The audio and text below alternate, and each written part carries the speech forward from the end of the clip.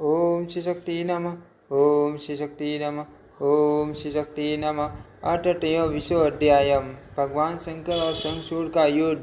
भगवान श्री हरि का बुद्ध ब्राह्मण के वेश में शंखचूड़ से कवच मांग लेना तथा शंखचूड़ का रूप धारण कर तुलसी से हास विलास करना, शंखचूड़ का भस्म होना और सुदा माँ गोप के रूप में गोलोक पहुँचना।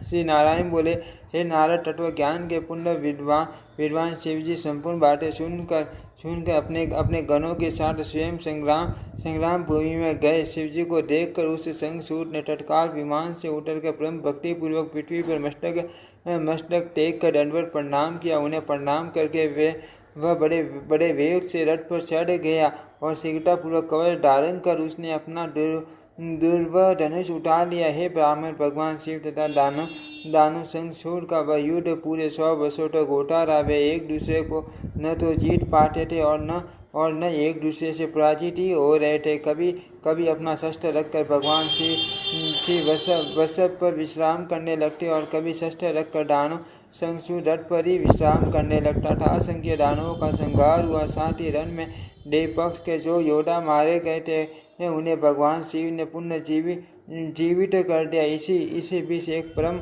आठुर बूढ़े ब्राह्मण देवता रणभूमि में आकर दानवेंद्र शंखचूड़ से कहने लगे। बुद्ध ब्राह्मण बोले, हे राजेंद्र, मुझ ब्राह्मण को भिक्षा प्रदान कीजिए। इस समय आप संपूर्ण संपदाओं को देने में समर्थ हैं, अतः मेरे मन में जो अभिलषित है उसे दीजिए।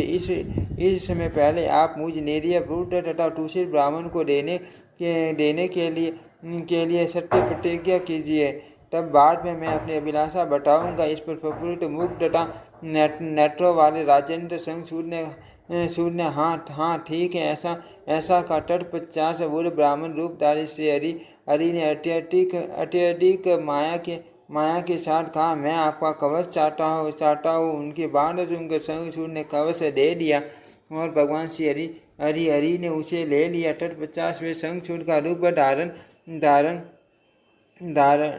कर तुलसी के पास गए। वहां पहुंचकर उन्होंने मायापूर्वक उस तुलसी में अपने तेज का आदान किया। उसी समय शंकर जी ने श्री हरि का दिया हुआ त्रिशूल शंखचूड़ चलाने के लिए हाथ में ले लिया। वह त्रिशूल ग्रीष्म ऋतु में मध्यकालीन सूर्य और प्रलया अग्नि की शिखा के समान तेजवान था। किसी से भी रोका न जा सकने वाला प्रचंड अवध तथा शत्रु घाटे व त्रिशूल तेज में भगवान विष्णु के चक्र के समान था।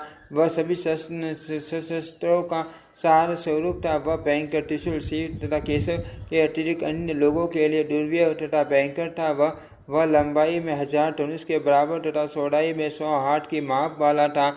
वह त्रिशूल साक्षात सजीव ब्रह्म स्वरूप ही था। वह नित्य स्वरूप था, उसे सभी लोग देख नहीं सकते थे। हे नारद, भगवान शंकर ने संपूर्ण ब्रह्मांड का संहार करने में समर्थ उस त्रिशूल को अपनी लीला से हाथ पर संभाल कर शंखचूड़ पर फेंक दिया। तब सभी रहस्य समझ गए। राजा शंखचूड़ अपना धनुष त्याग कर तथा बुद्धिपूर्वक योगासन लगाकर भक्ति के साथ श्री कृष्ण के शरण कमल का ध्यान करने लगा। वह त्रिशूल कुछ समय तक चक्कर काट कर दानव शंखचूड़ के ऊपर जा गिरा। उस त्रिशूल ने रथ समेत शंखचूड़ को लीलापूर्वक जलाकर भस्म कर दिया। तदंतर शंखचूड़ ने किशोर अवस्था तथा दिव्य रूप वाले एक कोप का वेश धारण कर लिया। वह 2 भुजाओं से सुशोभित था। उसके हाथ में मूल्य थे तथा वह रतन में आभूषणों से अलंकृत था। वह उसी समय गोलोक से आए हुए तथा करोड़ों गोपों से घिरे हुए एक सर्वोत्तम रत्न निर्मित विमान पर आरूढ़ होकर गोलोक चला गया। हे मुने, वहां पहुंचकर उसने वहां के वृंदावन में रासमंडल के मध्य विराजमान श्री कृष्ण और राधा के शरण कमल में भक्तिपूर्वक मस्तक झुकाकर प्रणाम किया। उस सुदामा गोप को देखकर उन दोनों के मुख तथा नेत्र प्रसन्नता से खिल उठे और उन्होंने अत्यंत प्रेम के साथ उसे अपनी गोद में बैठा लिया। तदनंतर वह त्रिशूल वेगपूर्वक आदर के साथ श्री कृष्ण के पास लौट आया।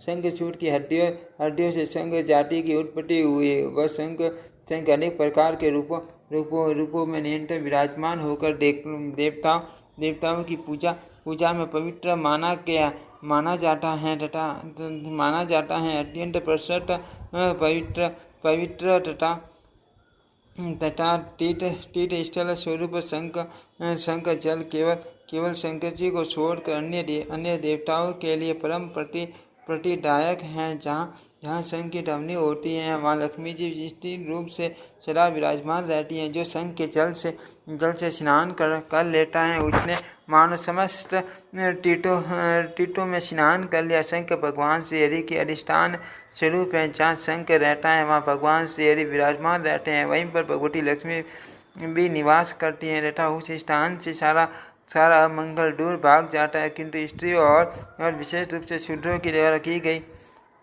शंख ध्वनियों से भयभीत तथा रुष्ट होकर लक्ष्मी जी उस स्थान से अन्य देश को चली जाती हैं। दानव शंखचूड़ को मारकर शिव जी भी बस सवार होकर अपने गणों के साथ प्रसन्नतापूर्वक शिवलोक चले गए। देवताओं ने अपना राज्य प्राप्त कर लिया और वे परम आनंदित हो गए। स्वर्ग में डुडुम्बियाँ बजने लगी, गंधर्व तथा किन्नर गाने लगे। भगवान शिव के ऊपर निरंतर पुष्प वृष्टि होने लगी और देवता तथा श्रेष्ठ मुनिवर आदि उन शिव जी की प्रशंसा करने लगे।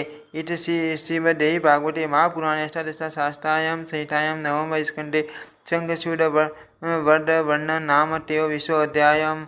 ओम श्री शक्ति नमः। ओम श्री शक्ति नमः। ओम श्री शक्ति नमः। ओम श्री शक्ति नमः।